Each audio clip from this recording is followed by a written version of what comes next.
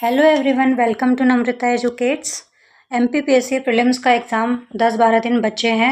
MPPSC prelims का जो syllabus है उसकी यूनिट 1 का जो पहला टॉपिक है संकल्पना और विचार, जिसमें प्राचीन भारतीय ज्ञान परंपरा है, भारतवर्ष, वेद, उपनिषद, आरण्यक, ब्राह्मण ग्रंथ, षट दर्शन, स्मृतियाँ, ऋत, सभा, समिति, वर्णाश्रम, तीर्थंकर, ऋण संस्कार, पुरुषार्थ, पंच महायज्ञ, बोधिसत्व, ये सब है। तो इसका हम रिवीजन करने वाले हैं।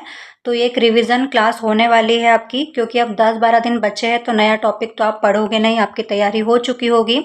तो हम एमसीक्यू प्रैक्टिस करेंगे और आपका रिवीजन हो जाएगा। आप चेक कर सकते हो कितने क्वेश्चंस आपसे बन रहे हैं, कितना पानी में हो, कितने रिवीजन और प्रैक्टिस की आपको ज़रूरत है।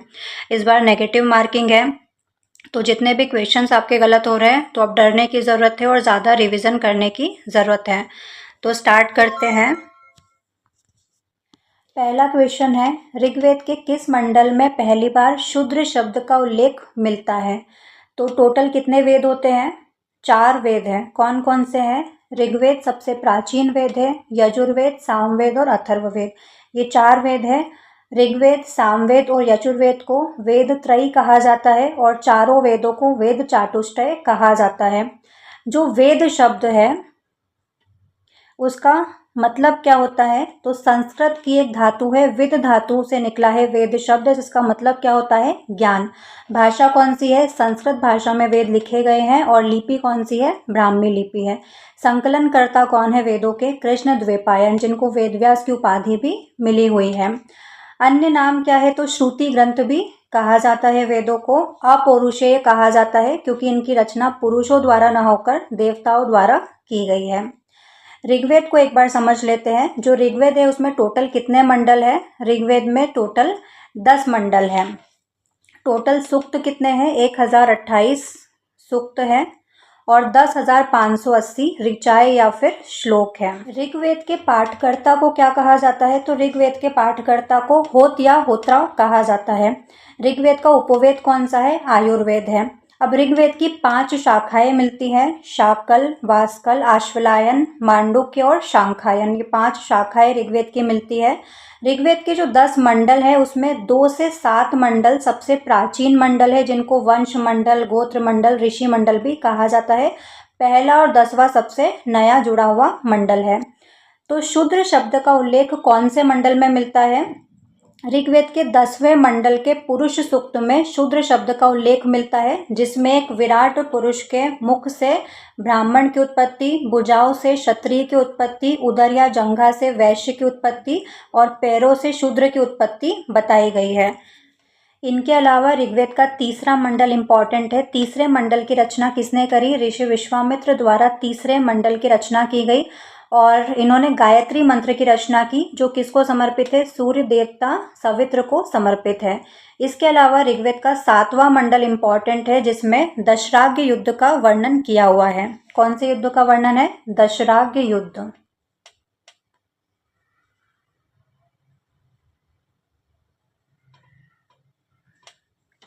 दशराग्य युद्ध का वर्णन किया गया है।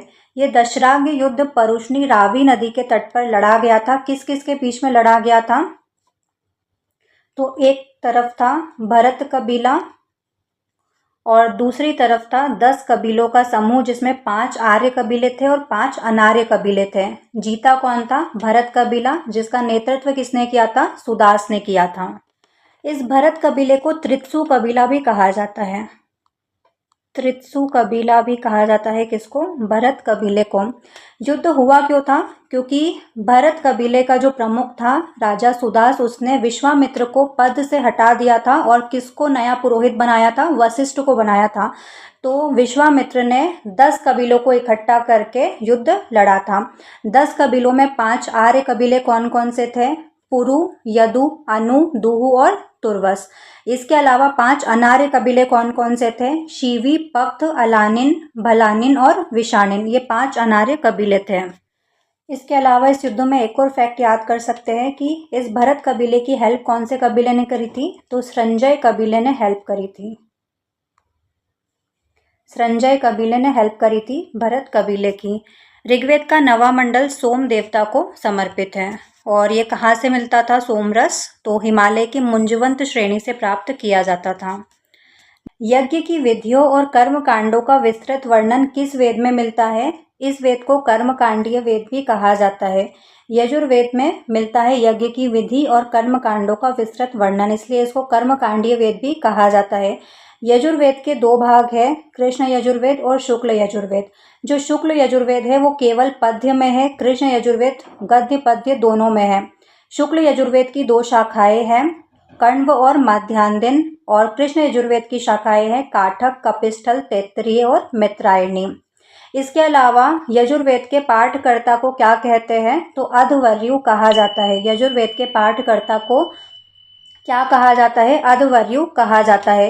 ऋग्वेद के पाठकर्ता को क्या कहा जा रहा था? होत्र या होता। यजुर्वेद के पाठकर्ता को क्या कहा जाता है? अध्वर्यु कहा जाता है।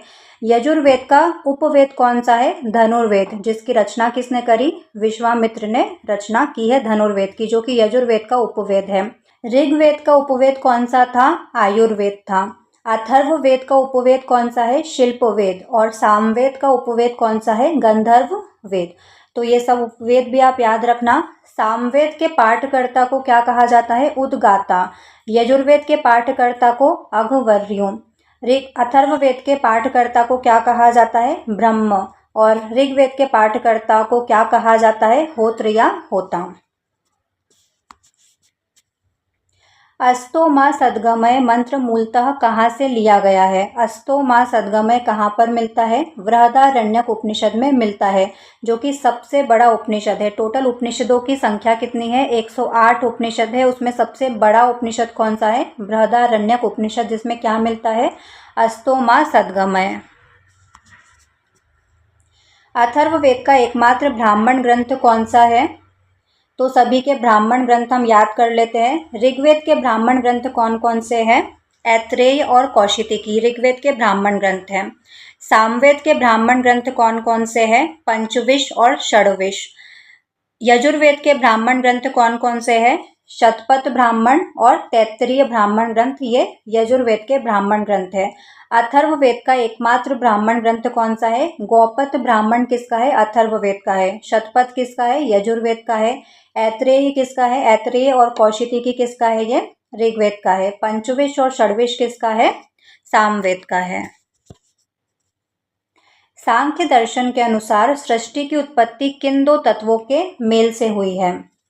ऑप्शन बी इसका सही आंसर हो जाएगा। प्रकृति और पुरुष के मेल से सृष्टि की उत्पत्ति हुई है। ये कौन सा दर्शन कहता है? सांख्य दर्शन।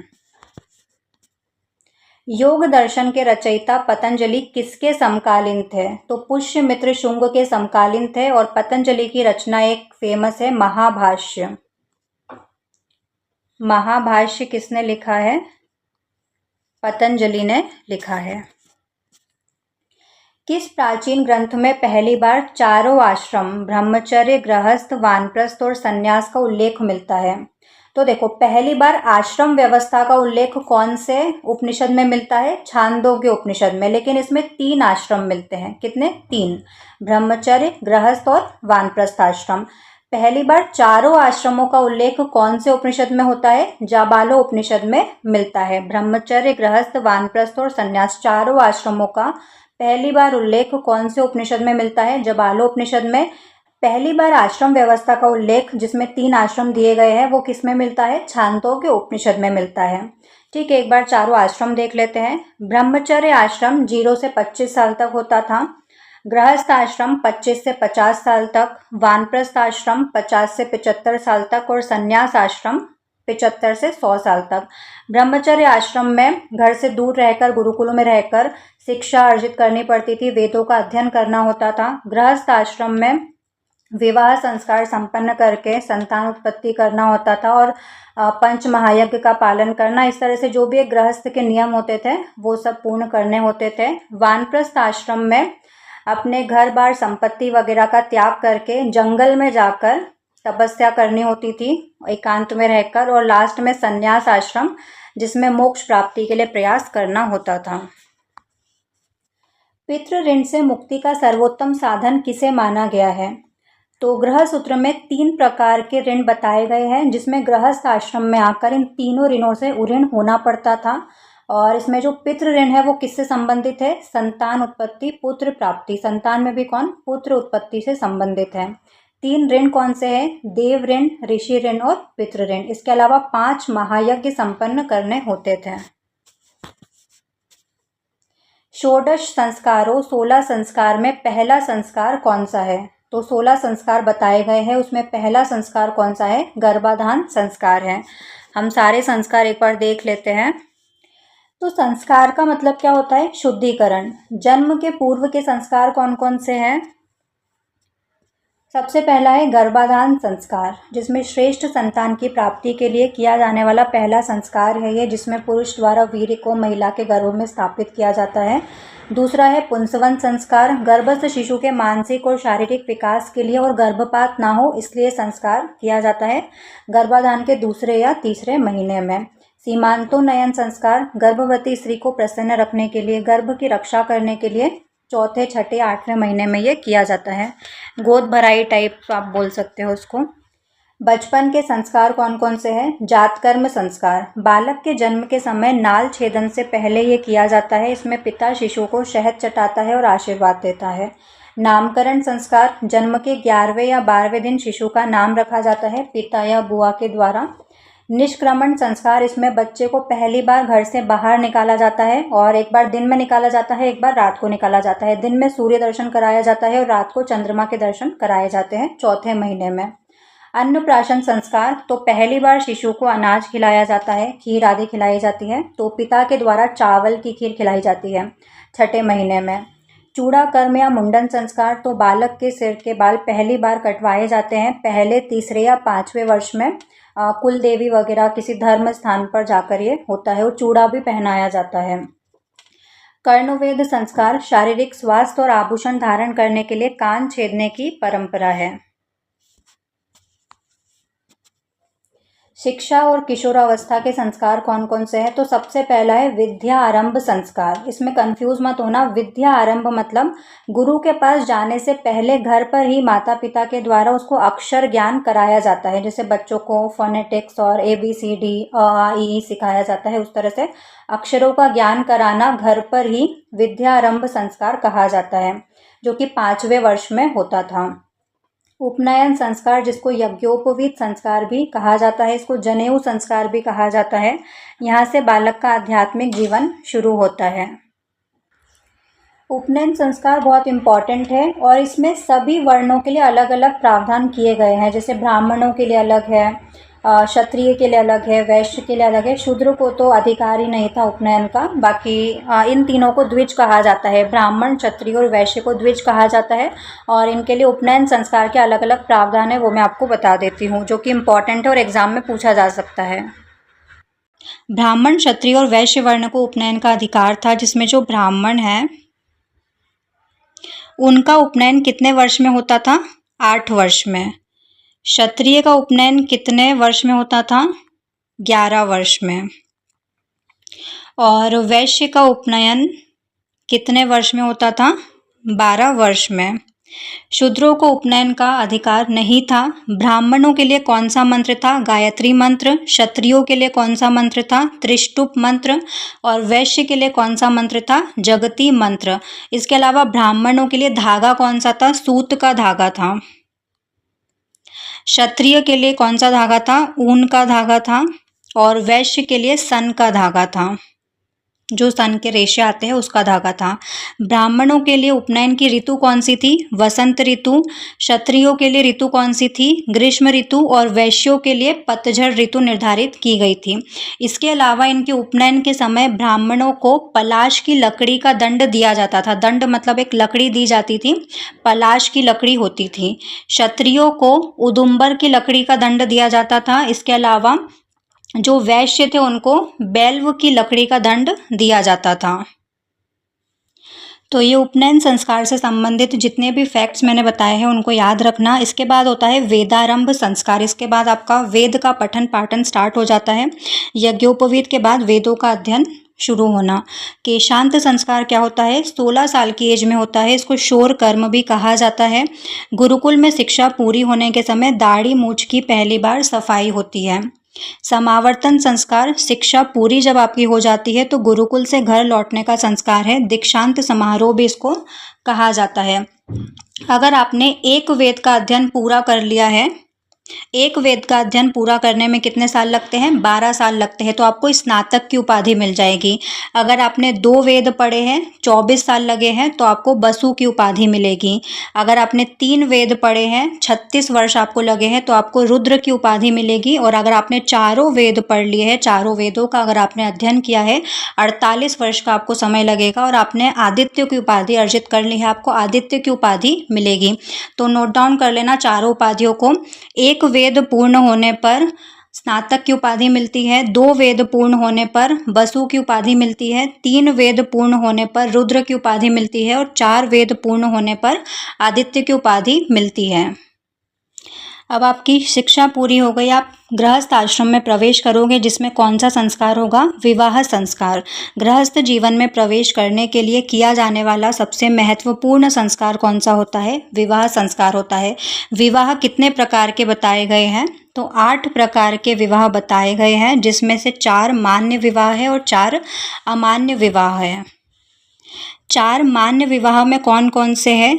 देव विवाह, ब्रह्म विवाह, आर्ष विवाह और प्रजापत्य विवाह।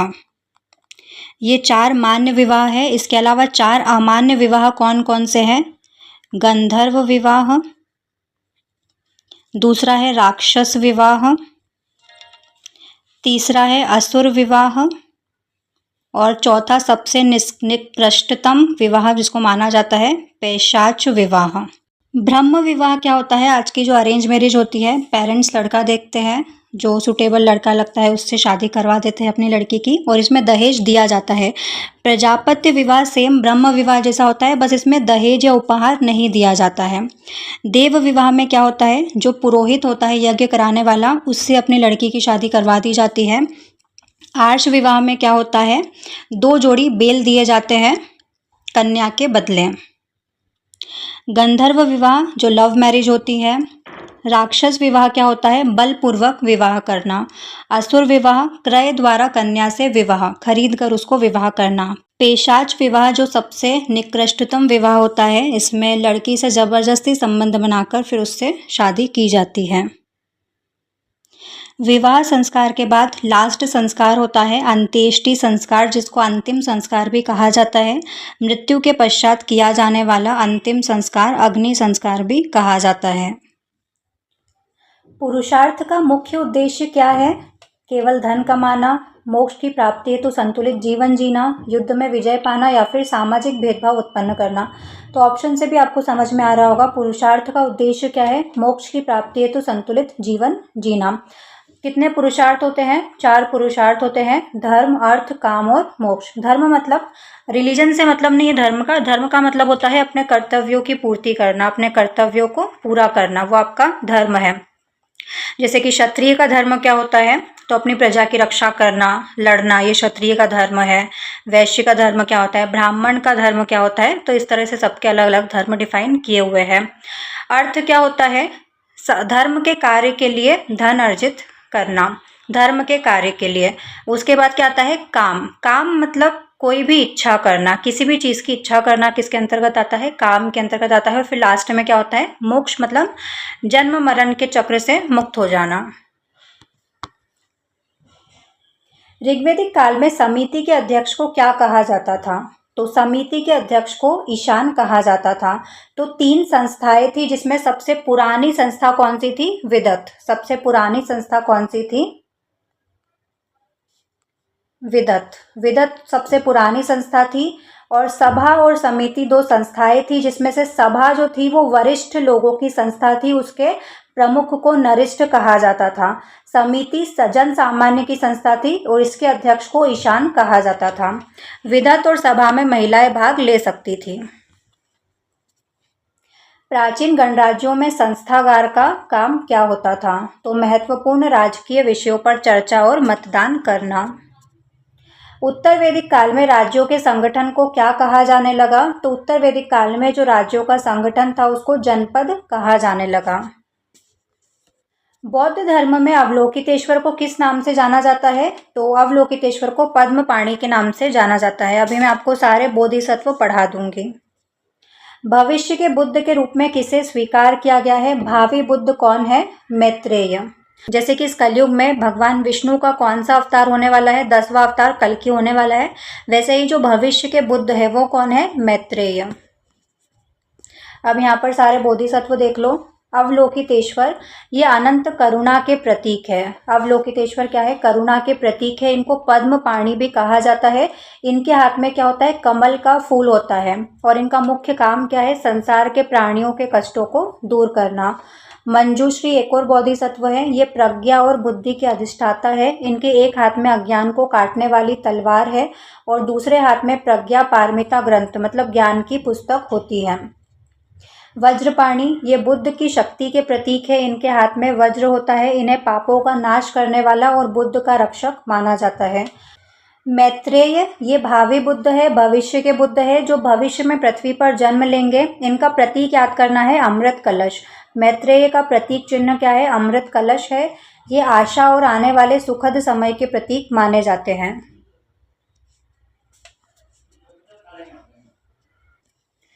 क्षितिगर्भ ये पृथ्वी के रक्षक माने जाते हैं। इनका प्रतीक एक राजदंड है और एक चमकता हुआ रत्न है।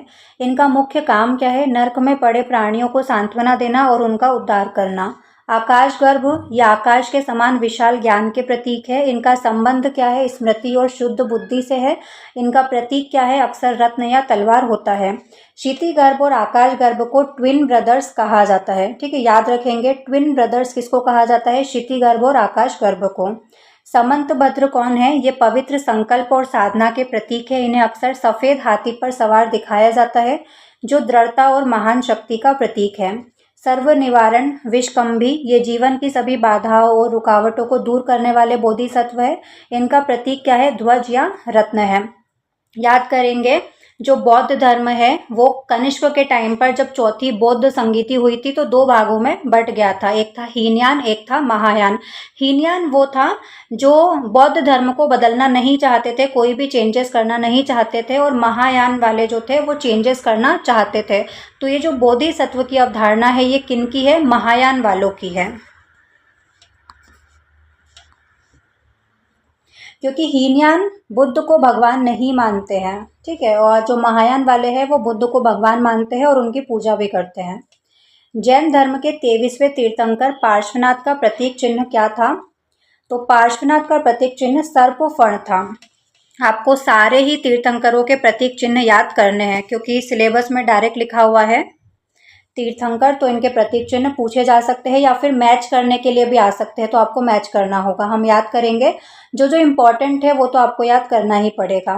जैसे कि पहले तीर्थंकर कौन थे? भगवान ऋषभदेव, जिनको आदिनाथ भी कहा जाता था। इनका प्रतीक चिन्ह क्या है? वृषभ या बैल। भगवान अजीतनाथ का प्रतीक चिन्ह हाथी है। संभवनाथ का घोड़ा है। अभिनंदन नाथ का बंदर है। सुमतिनाथ का चकवा पक्षी है। पद्म प्रभु का कमल है। सुपार्श्वनाथ का साथिया है। चंद्र प्रभु का चंद्रमा है और पुष्पदंत का मगरमच्छ है। तो पहला याद करना है ऋषभ देव का प्रतीक चिन्ह क्या है? वृषभ है। दूसरा याद करना है अजीतनाथ का प्रतीक चिन्ह क्या है? हाथी है। संभवनाथ का याद करना है घोड़ा है। इसके बाद आपको याद करना है, बस देखो चंद्र प्रभु तो याद हो जाएगा, चंद्रमा है। इसके बाद आपको याद करना है भगवान शीतलनाथ का क्या है? कल्पवृक्ष है। भगवान श्रेयंसनाथ का क्या है? गेंडा है। भगवान वासुपूज्य का भैंसा है। विमलनाथ का सुअर है। अनंतनाथ का सेही है। धर्मनाथ का वज्रदंड है। शांतिनाथ का हिरण है।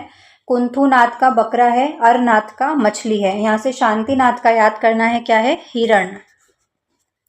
अब जो जैन धर्म है उसकी भी दो शाखाएं हैं, एक श्वेतांबर है, एक दिगंबर है। श्वेतांबर जो सफ़ेद कपड़े धारण करते हैं और दिगंबर जो चारों दिशाओं को ही अपना अंबर मतलब अपना वस्त्र समझते हैं और कपड़े नहीं पहनते हैं, नग्न रहते हैं, वो दिगंबर शाखा के हैं।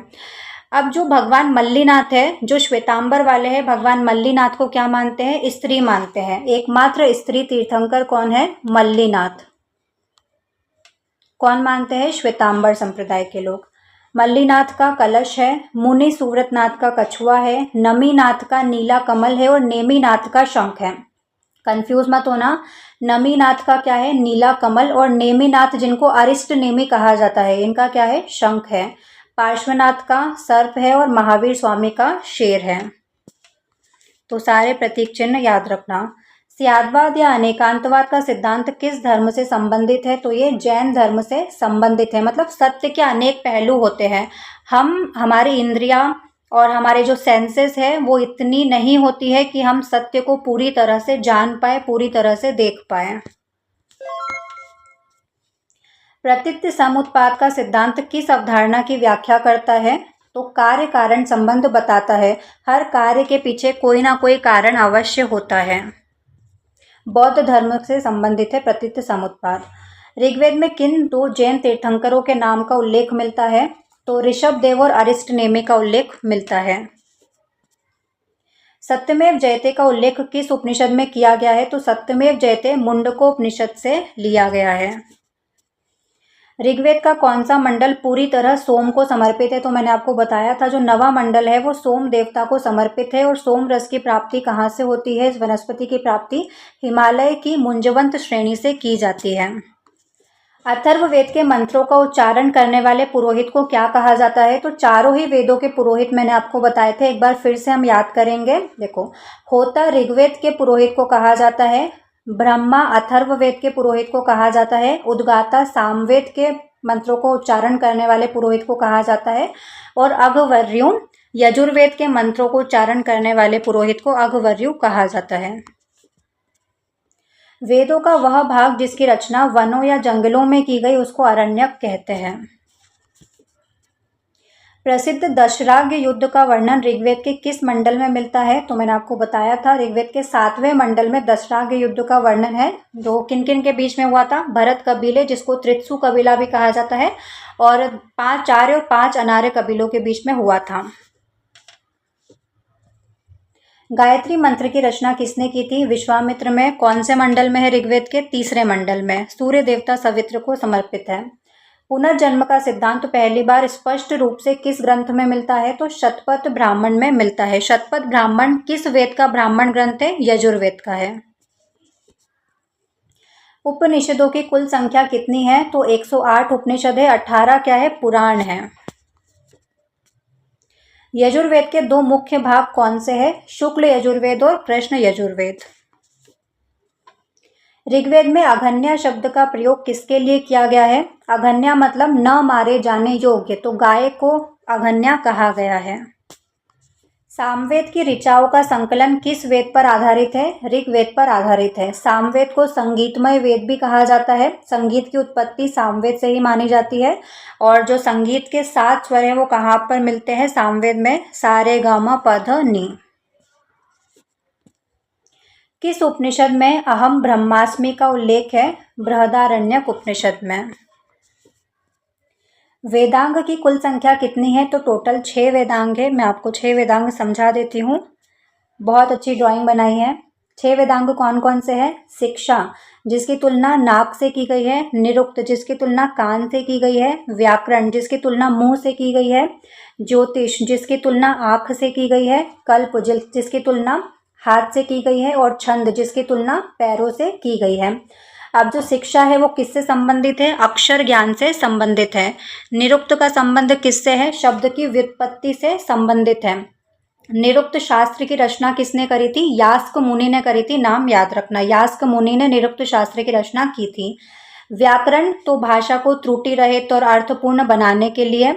ज्योतिष शास्त्र की रचना लगध मुनि ने की थी। और कोई भी कर्मकांडों को करने का सही समय क्या होगा, जैसे मुहूर्त वगैरह देखते हैं, तो वो ज्योतिष से संबंधित है। छंद शास्त्र की रचना पिंगल मुनि ने करी थी, पिंगल ऋषि ने करी थी। और मंत्रों को लयबद्ध गाना छंद के अंतर्गत आता है। कल्प तो वैदिक कर्मकांड कल्प के अंतर्गत आते हैं। तो ये 6 वेदांग आपको याद रखना है। ऋग्वैदिक काल में सबसे पवित्र नदी किसको माना जाता था? तो सरस्वती को सबसे पवित्र नदी माना जाता था। और सबसे ज़्यादा बार उल्लेख किस नदी का आया है? और सबसे प्रमुख नदी कौन सी है? सिंधु नदी है। किस ब्राह्मण ग्रंथ में जल प्लावन की कथा वर्णित है? तो शतपथ ब्राह्मण ग्रंथ में, जो कि यजुर्वेद का ब्राह्मण ग्रंथ है, उसमें जल प्लावन की कथा मिलती है, जिसमें सृष्टि का विनाश होता है, फिर पुनः सृष्टि का निर्माण होता है। मत्स्य अवतार की कथा भी इसी से संबंधित है। यज्ञ की वेदियों को मापने के लिए किस सूत्र का उपयोग होता था? शुल्ब सूत्र का उपयोग होता था। ये मैथ्स से रिलेटेड है। सांख्य दर्शन के प्रवर्तक कौन माने जाते हैं? सांख्य दर्शन के प्रवर्तक कपिल मुनि माने जाते हैं। न्याय दर्शन के प्रणेता कौन है? तो न्याय दर्शन किसने दिया था? अक्षपाद गौतम मुनि ने। वैशेषिक दर्शन के अनुसार सृष्टि का मूल आधार क्या है? परमाणु है। और ये दर्शन किसने दिया था? कणाद ने। पूर्व मीमांसा दर्शन के रचयिता कौन है? पूर्व मीमांसा दर्शन के रचयिता जैमिनी है। उत्तर मीमांसा, जिसको वेदांत दर्शन भी कहा जाता है, इसके प्रवर्तक कौन थे? तो उत्तर मीमांसा के प्रवर्तक बादरायण है, जिसको वेदांत दर्शन भी कहा जाता है। अब वेदांत दर्शन की बहुत सारी अलग अलग शाखाएं हैं जो कि एग्जाम में पूछे जाते हैं, जिनसे क्वेश्चन वो मैं आपको बता देती हूँ। यहाँ पर हम याद करेंगे। अद्वैतवाद, विशिष्ट अद्वैतवाद, द्वैत अद्वैतवाद, द्वैतवाद और शुद्ध अद्वैतवाद। अद्वैतवाद किसने दिया था? शंकराचार्य ने। विशिष्ट अद्वैतवाद के प्रवर्तक कौन है? रामानुजाचार्य। द्वैत अद्वैत के कौन है? निम्बकाचार्य। द्वैतवाद के कौन है? मध्वाचार्य। और शुद्ध अद्वैतवाद के कौन है? वल्लभाचार्य। अब ये है क्या? अद्वैत मतलब दो नहीं है। हमारी आत्मा और परमात्मा दो अलग चीजें नहीं है, दोनों एक ही है। जीव और ब्रह्म एक ही है, शंकराचार्य ने दिया था। विशिष्ट अद्वैतवाद मतलब दो तो नहीं है, दोनों एक ही है, लेकिन फिर भी जो परमात्मा है वो विशिष्ट है। आत्मा और परमात्मा दो अलग नहीं है, दोनों एक ही है, लेकिन फिर भी जो परमात्मा है वो विशिष्ट है। जैसे कि एक एग्जाम्पल भी इसमें दिया जाता है कि जो सूर्य है और सूर्य की किरण है, दोनों एक ही है, लेकिन फिर भी जो सूर्य है वो विशिष्ट है। द्वैताद्वैतवाद भी इसी से थोड़ा सिमिलर है, विशिष्ट अद्वैतवाद से ही, कि जीव और ब्रह्म में भेद भी है और अभेद भी है। द्वैतवाद मतलब जीव और ब्रह्म दो अलग अलग है। शुद्ध अद्वैतवाद क्या है? जो जगत है वो मिथ्या नहीं है, ब्रह्म का ही शुद्ध रूप क्या है? जगत है। इसको पुष्टि मार्ग भी कहा जाता है। तो ये सारे जो दर्शन है, वेदांत दर्शन की शाखाएं है, आपको याद रखनी है। किस दर्शन को भारतीय तर्कशास्त्र का आधार माना जाता है? तो भारतीय तर्कशास्त्र का आधार न्याय को माना जाता है, न्याय दर्शन को। सांख्य दर्शन में तत्वों की कुल संख्या कितनी है? तो 25 तत्व है सांख्य दर्शन में। परमाणुवाद के जनक किसको माना जाता है? तो महर्षि कणाद को परमाणुवाद का जनक माना जाता है। योग दर्शन के अनुसार मोक्ष प्राप्ति का साधन क्या है? तो योग दर्शन किसने दिया था? पतंजलि ने दिया था। और उनके अनुसार चित्त वृत्ति निरोध, मन की जो सारी बुराइयां है, चित्त की जो वृत्ति है, उसको हटा देना, उसको मिटा देना, वही मोक्ष प्राप्ति का असली साधन है। मीमांसा दर्शन मुख्य रूप से किस पर बल देता है? तो कर्म और धर्म। धर्म से मतलब यहाँ पर रिलीजन नहीं है, धर्म मतलब आपका कर्तव्य। आदि शंकराचार्य किस दार्शनिक मत के अनुयायी थे? तो अभी मैंने आपको बताया, आदि शंकराचार्य ने कौन सा मत दिया था? अद्वैतवाद। द्वैतवाद किसने दिया था? मध्वाचार्य ने। विशिष्ट अद्वैतवाद किसका था? रामानुजाचार्य का। और शुद्ध अद्वैतवाद किसका था? वल्लभाचार्य का। वैशेषिक दर्शन के प्रवर्तक कणाद को किस अन्य नाम से जाना जाता है? तो इनको उलूक के नाम से जाना जाता है। प्रकृति और पुरुष की अवधारणा किस दर्शन की विशेषता है? सांख्य दर्शन की विशेषता है। न्याय दर्शन में कितने प्रमाण स्वीकार किए गए हैं? इसमें 4 प्रमाण स्वीकार किए गए हैं। कौन कौन से 4 प्रमाण स्वीकार किए गए हैं? एक तो प्रत्यक्ष, दूसरा अनुमान, तीसरा उपमान और चौथा शब्द। प्रत्यक्ष, अनुमान, उपमान और शब्द। वेदांत दर्शन का मुख्य आधार ग्रंथ कौन सा है? ब्रह्मसूत्र है। षड दर्शनों में सबसे प्राचीन दर्शन कौन सा है? सांख्य दर्शन सबसे प्राचीन दर्शन माना जाता है। विशिष्ट अद्वैतवाद का प्रतिपादन किसने दिया था? फिर से रिपीट हो गया, मैंने आपको बताया था। विशिष्ट अद्वैतवाद किसने दिया था? रामानुजाचार्य ने दिया था। शंकराचार्य का कौन सा था? अद्वैतवाद था। वल्लभाचार्य का शुद्ध अद्वैतवाद था। निम्बकाचार्य का कौन सा था? द्वैत अद्वैतवाद था। न्याय दर्शन का मुख्य ग्रंथ न्याय सूत्र किस भाषा में है? संस्कृत भाषा में लिखा हुआ है। उपनयन संस्कार का अर्थ क्या है? गुरु के पास ले जाना। पंच महायज्ञ में भूत यज्ञ का उद्देश्य क्या होता है? तो आत्माओं को तृप्त करना बिल्कुल नहीं होता है, समस्त जीवों के प्रति कृतज्ञता प्रकट करना, ये भूत यज्ञ का उद्देश्य है। तो जो मैंने आपको 3 ऋण बताए थे उनसे उऋण होने के लिए पंच महायज्ञ किए जाते हैं गृहस्थ व्यक्ति द्वारा। तो 5 महायज्ञ कौन कौन से हैं? देव यज्ञ है, पितृ यज्ञ है, ऋषि या ब्रह्म यज्ञ है, भूत यज्ञ है और अतिथि जिसको नृ यज्ञ भी कहा जाता है। ठीक है, याद रखना, अतिथि यज्ञ को ही नृ यज्ञ भी कहा जाता है। देव यज्ञ मतलब प्रतिदिन सुबह देवी देवताओं को आहुति देना। पितृ यज्ञ मतलब अपने जो पितर है उनको आहुति देना। अभी जो वर्तमान में मरे नहीं है पितर, उनको उनका भी ध्यान रखना और अपनी वंशावली को आगे बढ़ाना। ये सब किस में आता है? पितृ यज्ञ में आता है। अपनी वंशावली को आगे बढ़ाना भी पितृ यज्ञ में आता है। ऐसा नहीं कि जो चले गए हैं, जो मृतक पितर है हमारे, उनको ही सिर्फ आहुति देना, अपनी वंशावली को आगे बढ़ाना भी इसमें आता है। इस तरह से स्टेटमेंट वाले क्वेश्चंस आ सकते हैं। ऋषि यज्ञ, ब्रह्म यज्ञ, जो प्राचीन ऋषि है उनको आहुति देना और जो ऋषियों द्वारा जो ग्रंथ लिखे गए हैं उसको खुद भी पढ़ना और अपनी संतान को भी उसका अध्ययन करवाना। भूत यज्ञ, जो मैंने आपको बताया, सभी जो जीव जंतु हैं उनके प्रति कृतज्ञता प्रकट करना। जैसे कि आज भी हमारे यहाँ पर पहली रोटी गाय की निकाली जाती है, आखिरी रोटी कुत्ते की निकाली जाती है, चींटियों को दाना डालना, पक्षियों को दाना डालना, इस तरह से ये सब किस में आता है? भूत यज्ञ में आता है। अतिथि, घर आए अतिथि का सत्कार करना और इसको नृ यज्ञ भी कहा जाता है। तो ये 5 महायज्ञ याद रखना। नृ यज्ञ को अन्य किस नाम से जाना जाता है? तो अभी मैंने आपको बताया, अतिथि यज्ञ के नाम से भी जाना जाता है। वानप्रस्थ आश्रम की सामान्य आयु सीमा क्या मानी गई है? तो मैंने आपको अभी पहले वाले क्वेश्चन में भी बताया, चारों आश्रमों की आयु सीमा। सबसे पहला होता है 0 से 25 साल तक ब्रह्मचर्य आश्रम, जिसमें गुरुकुल में रहकर आपको शिक्षा ग्रहण करनी होती है। फिर आता है 25 से 50 साल तक गृहस्थ आश्रम। फिर आता है 50 से 75 साल तक वानप्रस्थ आश्रम, जिसमें जंगल में जाकर आपको साधना करनी होती है। और फिर 75 से 100 साल तक मोक्ष की प्राप्ति के लिए आपको प्रयास करना होता है। पंच महायज्ञ का विधान किस आश्रम के लिए अनिवार्य है? तो ये गृहस्थ आश्रम में करना होता है। जन्म से पूर्व किए जाने वाले संस्कारों की संख्या कितनी है? तो जन्म से पहले कितने संस्कार मैंने आपको पढ़ाए थे? 3 संस्कार है जन्म के पहले। हम नाम याद करेंगे कौन कौन से हैं। सबसे पहला है गर्भाधान संस्कार, जब पुरुष वीर्य को एक महिला के गर्भ में स्थापित करता है उसको बोलते हैं गर्भाधान संस्कार। फिर दूसरा है पुंसवन संस्कार, गर्भपात ना हो उसके लिए 3-4 महीने में किया जाता है, तीसरे चौथे महीने में। फिर आता है सीमांतोन्नयन संस्कार, जो कि 8वें महीने, 7वें 8वें महीने में किया जाता है। विवाह संस्कार को किस श्रेणी में रखा जाता है? तो ये नैमित्तिक संस्कार होते हैं। जो विवाह संस्कार है वो कौन सा संस्कार है? नैमित्तिक संस्कार है। अथर्ववेद में किन्हें प्रजापति की 2 पुत्रियां कहा गया है? तो सभा और समिति को अथर्ववेद में प्रजापति की 2 पुत्रियां कहा गया है। विश्व का प्राचीनतम गणतंत्र किसे माना जाता है? लिच्छवी को विश्व का प्राचीनतम गणतंत्र माना जाता है। महाजनपद काल में श्रेणी क्या था? श्रेणी व्यापारी और शिल्पकारों का संगठन था। ऋग्वैदिक काल की सबसे प्राचीन संस्था कौन सी थी जिसमें आध्यात्मिक चर्चा भी होती थी? तो मैंने आपको अभी बताया था, ऋग्वेद काल की सबसे प्राचीन संस्था कौन सी थी? विदत थी। और इस विदत में महिलाएं भी भाग लेती थीं।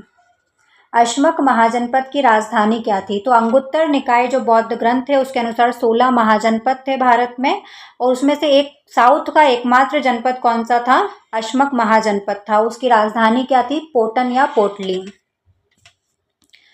महिष्मती कहाँ की राजधानी थी? अवंती की। तक्षशिला कहाँ की थी? गांधार महाजनपद की राजधानी थी। और विराटनगर मत्स्य महाजनपद की राजधानी थी। कुरु महाजनपद की राजधानी कौन सी थी? तो 5 जो आर्य कबीले मैंने आपको बताए थे, जिसमें 10 रागे युद्ध हुआ था, आपको याद हो तो जिसमें 5 मैंने आपको आर्य कबीले बताए थे, उसमें से भरत और पुरु ने मिलके क्या बनाया था? कुरु महाजनपद बनाया था। किस किसने? भरत और पुरु ने मिलके कुरु महाजनपद बनाया था। और इस कुरु महाजनपद की राजधानी क्या थी? इंद्रप्रस्थ थी। प्राचीन गणतंत्रों में शलाका ग्राहक नामक अधिकारी क्या काम करता था? तो ये मतदान कराने का काम करता था। ऋग्वैदिक काल में राजा को क्या कहा जाता था? गोप्ता जनस्य या फिर जनस्य गोपा कहा जाता था राजा को। वैशाली के लिच्छवी किस संघ के महत्वपूर्ण सदस्य थे? तो वज्जी संघ, जो कि 8 गणतंत्रों का समूह था, उसमें से एक वैशाली के लिच्छवी भी थे। जैन धर्म के प्रथम तीर्थंकर कौन थे? तो जैन धर्म के प्रथम तीर्थंकर ऋषभदेव थे, जिनको आदिनाथ भी कहा जाता है। महावीर स्वामी 24वें और वास्तविक संस्थापक माने जाते हैं जैन धर्म के। बौद्ध धर्म में बोधिसत्व का मुख्य लक्षण क्या है? करुणा और परोपकार करना। जैन धर्म के 23वें तीर्थंकर पार्श्वनाथ का जन्म कहाँ पर हुआ था? वाराणसी, काशी में इनका जन्म हुआ था। बौद्ध धर्म की किस शाखा ने बुद्ध को देवता मानकर मूर्ति पूजा शुरू की थी? महायान शाखा ने। पद्मपाणि बोधिसत्व के हाथ में किसका फूल रहता है? तो कमल का फूल रहता है। महात्मा बुद्ध ने अपना पहला उपदेश, जिसको धर्म चक्र प्रवर्तन कहा जाता है, वो कहाँ पर दिया था? सारनाथ में दिया था। 5 ब्राह्मणों को दिया था। और ये भी अगर पूछा जाए तो याद कर लो, इन्होंने अपने पहले उपदेश में क्या बताया था? तो मध्यम मार्ग के बारे में इन्होंने बताया था, मध्यम मार्ग। जैन तीर्थंकरों की जीवनियां किस प्रसिद्ध ग्रंथ में संकलित है? कल्पसूत्र में संकलित है। और कल्पसूत्र की रचना किसने करी थी? भद्रबाहु ने करी थी। महावीर स्वामी को किस आयु में ज्ञान या कैवल्य, जिसको पूर्ण ज्ञान बोलते हैं, वो प्राप्त हुआ था? तो 42 साल की उम्र में इनको पूर्ण ज्ञान प्राप्त हो गया था। कर्म की अवधारणा के अनुसार प्रारब्ध क्या होता है? तो प्रारब्ध कर्म वो होते हैं जिनका फल वर्तमान में हमको मिल रहा है। प्रारब्ध क्या होता है? वे कर्म जिनका फल वर्तमान में हमको मिल रहा है। तो हमारे साथ कुछ भी होता है तो हम सोचते हैं, अरे हमारे साथ ऐसा क्यों हो रहा है, वैसा क्यों हो रहा है? तो पूर्व जन्म में हमने कोई ना कोई ऐसे कर्म किए होंगे जिसका फल हमको अभी मिल रहा है। आगे के हमको अगर सुधारने हैं तो अभी हम क्या कर रहे हैं उस पर हमारा बस चल सकता है, तो उसको हम कंट्रोल कर सकते हैं कि हम अच्छे कर्म करें जिसका फल हमको भविष्य में मिलेगा। वैदिक काल में विद्या आरंभ संस्कार सामान्यतः किस आयु में संपन्न किया जाता था? 3 से 5 साल में, जिसमें घर पर ही अक्षर ज्ञान कराया जाता था बच्चे को। ब्राह्मण वर्ण के बालकों के लिए उपनयन संस्कार हेतु कौन सी ऋतु और आयु निर्धारित की गई थी? तो अभी मैंने स्टार्टिंग में ही आपको सारे वर्णों का बता दिया था उपनयन संस्कार का, कि कौन से वर्ण के लिए कौन सी ऋतु, कौन सी आयु, उनको कौन सी उपाधि मिलती है, कितने वेद पढ़ने पर, ये सब मैंने आपको पढ़ा दिया था। ब्राह्मण वर्ण का पूछा है ऋतु और आयु, तो ब्राह्मण वर्ण के लिए वसंत ऋतु थी और 8 वर्ष की आयु निर्धारित की गई थी उपनयन संस्कार के लिए। एक बार रिकॉल कर लेते हैं सारा। तो जो ब्राह्मण वर्ण था उसके लिए 8 साल निर्धारित किया गया था उपनयन संस्कार के लिए। क्षत्रियों के लिए 11 वर्ष था और ऋतु कौन सी थी? ग्रीष्म ऋतु थी। शरद ऋतु 12 वर्ष, ये किसके लिए निर्धारित किया गया था? वैश्य के लिए, या फिर पतझड़ ऋतु भी इसमें आ सकती है। और इसके अलावा शूद्रों को उपनयन संस्कार का अधिकार नहीं था। 1 वेद पढ़ने वाले को स्नातक की उपाधि मिलती थी। 2 वेद पढ़ने वालों को वसु की उपाधि मिलती थी। 3 वेद पढ़ने वाले को रुद्र की उपाधि मिलती थी। 4 वेद पढ़ने वाले को आदित्य की उपाधि मिलती थी। अब जिसने 2 वेद पढ़े हैं उसको क्या कहा जाता था? द्विवेदी। आज के टाइम पर आप देखते हो ना कि द्विवेदी सरनेम है, त्रिवेदी सरनेम है, चतुर्वेदी सरनेम है। तो द्विवेदी का मतलब क्या होता है? जिसने 2 वेद पढ़े हो। त्रिवेदी का मतलब क्या होता है? जिसने 3 वेद पढ़े हो। त्रिपाठी का मतलब क्या होता है? जिसने 3 वेद पढ़े हो। चतुर्वेदी का मतलब क्या होता है? जिसने 4 वेद पढ़े हो। लेकिन आज के टाइम पर क्या किसी ने पढ़े हैं? ठीक है, तो ये पहले के टाइम से उपाधियां चलती आ रही है। अब उनके जो डिसेंडेंट्स है उनके सरनेम वही लगते जा रहे हैं। अब उन्होंने चाहे 2 वेद, 1 वेद भी नहीं पढ़ा हो, फिर भी द्विवेदी, त्रिवेदी, चतुर्वेदी वो लगाते हैं।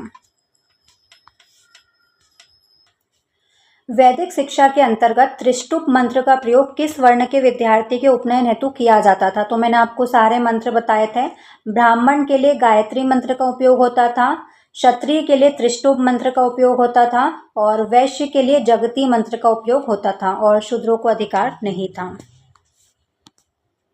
वह विद्यार्थी जिसने चारों वेद 48 वर्ष तक अध्ययन पूर्ण कर लिया हो तो उसे किस उपाधि से विभूषित किया जाता था? तो उसको आदित्य की उपाधि मिलती थी। स्नातक की उपाधि 1 वेद पढ़ने पर, वसु की उपाधि 2 वेद पढ़ने पर, रुद्र की उपाधि 3 वेद पढ़ने पर। गुरुकुल में दी जाने वाली अपरा शिक्षा का मुख्य विषय क्या था?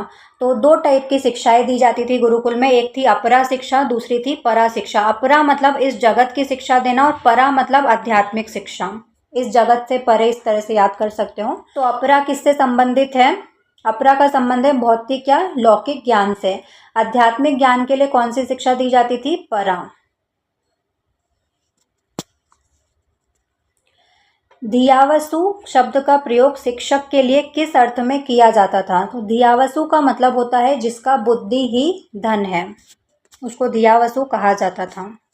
वैदिक शिक्षा की नायकीय पद्धति के संदर्भ में क्या सही है? नायकीय पद्धति क्या होती थी? तो मैं आपको समझाऊं। नायकीय पद्धति जैसे कि स्कूल्स वगैरह में भी होता होगा कभी, कि जैसे मान लो आप 12th में हो, ठीक है, तो आपके टीचर ने आपको बोल दिया है कि आपको अपने से छोटी क्लास के बच्चों को जाकर पढ़ाना है, तो उसको क्या बोलते थे? नायकीय पद्धति।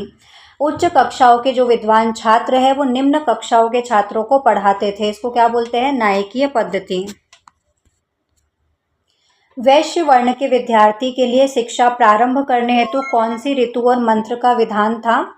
तो वैश्य वर्ण का मैंने अभी आपको बताया, पतझड़ ऋतु थी और जगती मंत्र था। वसंत ऋतु और गायत्री मंत्र किसके लिए था? ब्राह्मण के लिए। ग्रीष्म ऋतु त्रिष्टुप मंत्र क्षत्रिय के लिए था और पतझड़ ऋतु जगती मंत्र वैश्य के लिए था।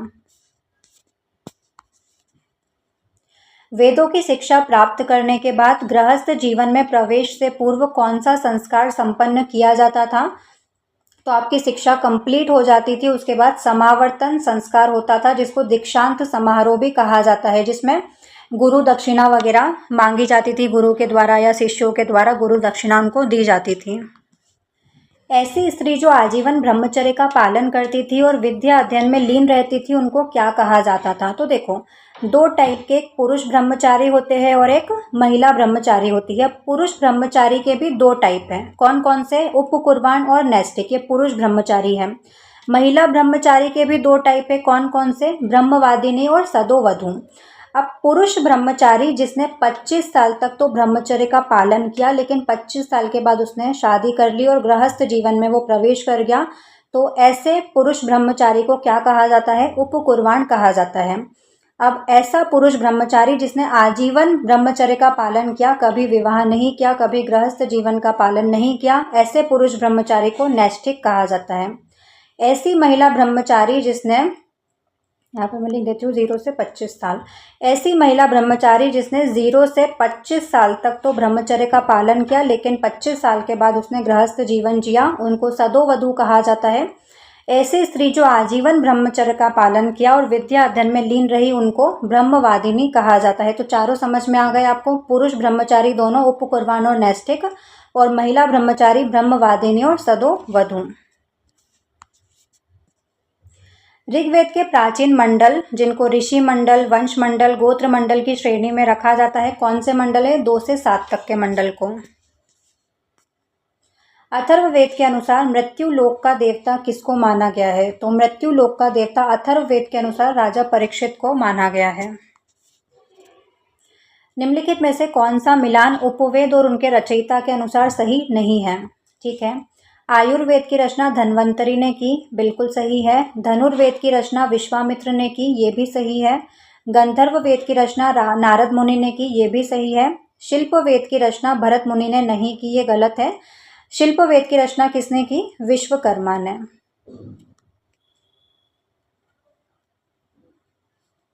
ठीक है, अब ये भी बता दो कौन से किस वेद के उपवेद है? आयुर्वेद ऋग्वेद का है, धनुर्वेद यजुर्वेद का है, गंधर्व वेद सामवेद का है और शिल्प वेद अथर्ववेद का है। किस ब्राह्मण ग्रंथ में स्त्री को पुरुष की अर्धांगिनी कहा गया है? तो शतपथ ब्राह्मण में स्त्री को पुरुष की अर्धांगिनी कहा गया है। वैदिक काल में ऐसे गुरु को क्या कहा जाता था जो पैसा लेकर शिक्षा प्रदान करते थे? तो पैसा लेकर शिक्षा प्रदान करने वाले गुरु को उपाध्याय कहा जाता था, और अगर महिला हो तो उपाध्याया कहा जाता था। जो महिला पैसा लेकर शिक्षा प्रदान करती थी उनको उपाध्याया, और जो वैदिक गुरु पैसा लेकर शिक्षा प्रदान करते थे उनको उपाध्याय कहा जाता था। अंतेवासी किनको कहा जाता था? तो गुरुकुल में रहकर शिक्षा प्राप्त करने वाले छात्रों को अंतेवासी कहा जाता था। शुश्रूषा मतलब गुरु की दैनिक सेवा करना। और तीर्थकार उन विद्यार्थी को कहा जाता था जिन्होंने एक गुरु का परित्याग करके दूसरे गुरु को अपना लिया हो। आजकल तो बहुत चलता है यूट्यूब पे, कभी इसका देख लिया, कभी उसका लेक्चर देख लिया, इस तरह से आप लोग तीर्थकार बन गए हो। एक गुरु का परित्याग करके दूसरे गुरु के लेक्चर्स को देखना। निम्नलिखित में से कौन सी विदुषी महिला ऋग्वैदिक काल से संबंधित नहीं है? लोपामुद्रा ऋग्वैदिक काल की है, अपाला ऋग्वैदिक काल की है, घोषा भी ऋग्वैदिक काल की है, गार्गी उत्तर वैदिक काल की है। आरण्यक ग्रंथों के संदर्भ में कौन सा कथन सही है? इनकी रचना वनों में की गई, बिल्कुल सही है। ये यज्ञीय कर्मकांडों का विरोध करते हैं, ये भी सही है। ये ब्राह्मण ग्रंथ और उपनिषदों के बीच की कड़ी है, ये भी सही है। सारे कथन सही है। और ये जो फैक्ट आपको मिला है इस क्वेश्चन से, इसको नोट डाउन कर लेना और याद करना, बहुत इंपॉर्टेंट है। ये ब्राह्मण ग्रंथ और उपनिषदों के बीच की कड़ी है। तो ब्राह्मण ग्रंथ और उपनिषदों के बीच की कड़ी किसको माना जाता है? आरण्यक ग्रंथों को माना जाता है। बौद्ध शिक्षा प्रणाली में प्राथमिक शिक्षा के प्रारंभ के समय कौन सा संस्कार संपन्न किया जाता था? प्रवज्जा संस्कार संपन्न किया जाता था। किस प्राचीन विश्वविद्यालय की खोज 1863 में कनिंघम ने की थी? इसे विश्व का पहला आवासीय विश्वविद्यालय माना जाता है। तक्षशिला विश्वविद्यालय, रावलपिंडी पाकिस्तान में है। नालंदा विश्वविद्यालय के पुस्तकालय धर्मगंज के 3 विभागों में कौन सा शामिल नहीं है? तो धर्मगंज के 3 विभाग है, रत्नसागर है, रत्नोदधि है, रत्नपंजक, रत्नरंजक। रत्नरंजक है, रत्नपंजक नहीं है। ठीक है। विक्रमशिला विश्वविद्यालय की स्थापना पाल शासक धर्मपाल ने की थी। ये मुख्य रूप से किसकी शिक्षा का केंद्र था? तो वज्रयान शाखा की शिक्षा का केंद्र था। तंत्र मंत्र यहाँ पर चलता था। ठीक है, तंत्र शिक्षा यहाँ पर चलती थी। गुप्त काल में अग्रहार शब्द का प्रयोग किसके लिए किया जाता था? ब्राह्मणों को जो गांव दान में दिया गया है उसको अग्रहार कहा जाता था। किस विश्वविद्यालय को शिला संगम के नाम से भी जाना जाता था? तो विक्रमशिला को। शिला शिला से याद कर लेना, शिला और शिला, शीला नहीं शिला। शिला संगम और विक्रमशिला। पंचव्रशनी की अवधारणा में कौन शामिल नहीं है? पंचव्रशनी किन किन को कहा जाता है? वासुदेव कृष्ण को, संकर्षण बलराम, बलराम का ही नाम संकर्षण है। अनिरुद्ध को कहा जाता है। सुदामा पंचव्रशनी में नहीं आते हैं। इसके अलावा कौन आते हैं? तो प्रद्युम्न आते हैं एक,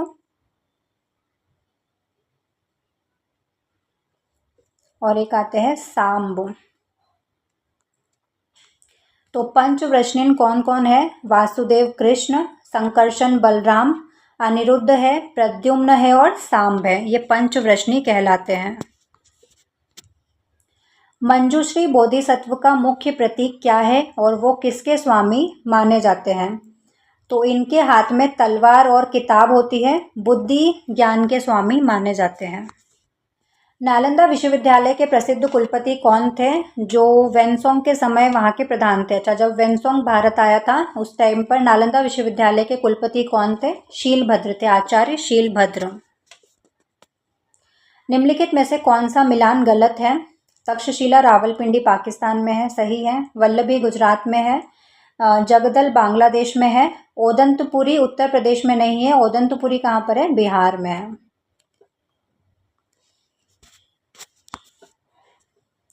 ऋग्वैदिक काल में निष्क किस अंग का आभूषण था? तो निष्क गले में पहने जाने वाला सोने का आभूषण था और बाद में चल के निष्क क्या बन गया? सिक्का बन गया।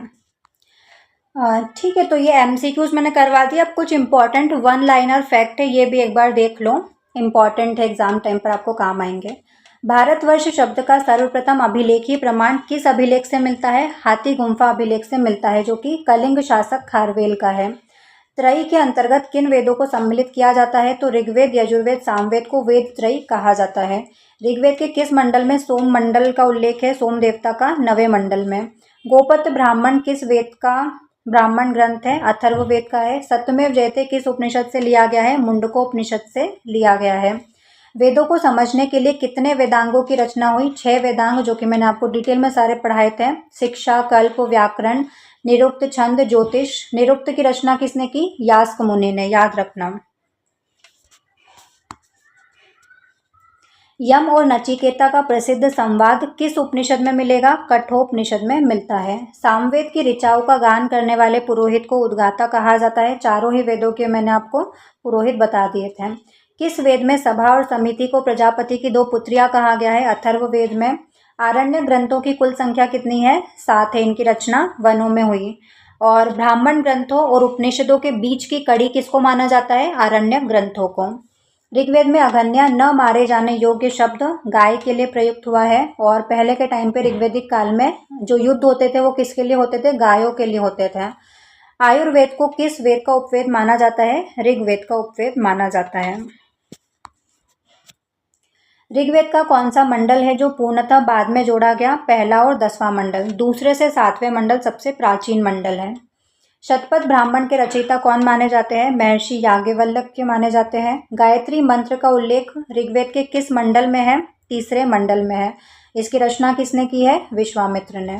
किस वेद का संकलन ऋग्वेद पर आधारित है? सामवेद का। जादू टोना वशीकरण का वर्णन अथर्ववेद में मिलता है। उपनिषदों का फारसी में अनुवाद सिर्र अकबर के नाम से किसने करवाया था? दारा शिकोह ने करवाया था, जो कि शाहजहां का बेटा था। औरंगजेब ने मार दिया था इसको उत्तराधिकार के युद्ध में। कौन सा दर्शन वेदों की सत्ता को स्वीकार नहीं करता है? नास्तिक दर्शन बताना है कौन कौन से हैं? चार्वाक, बौद्ध और जैन दर्शन। देखो, अब नास्तिक आस्तिक का मतलब क्या होता है? हम क्या मान लेते हैं, जो भगवान में विश्वास नहीं करता है वो नास्तिक है। लेकिन एक्चुअल नास्तिक मतलब क्या होता है? जो वेदों की सत्ता में विश्वास नहीं करते हैं, जो वेदों में विश्वास नहीं करते हैं, उनको नास्तिक कहा जाता है। वो कौन कौन से हैं? चार्वाक है, बौद्ध है और जैन दर्शन है। शून्य की अवधारणा किस दार्शनिक मत से जुड़ी है? माध्यमिक शून्यवाद। किसने दी थी? नागार्जुन ने। वैशेषिक सूत्र के लेखक कौन है? महर्षि कणाद है। न्याय दर्शन में प्रमाणों की संख्या कितनी मानी गई है? 4 है। प्रत्यक्ष, अनुमान, उपमान और शब्द। तत्वमसि का सिद्धांत किस दर्शन पर आधारित है? वेदांत दर्शन पर। इसकी सारी शाखाएं मैंने आपको बताई थी, वो याद रखना। सांख्य दर्शन किस प्रकार के सिद्धांत पर आधारित है? द्वैतवादी, प्रकृति और पुरुष पर।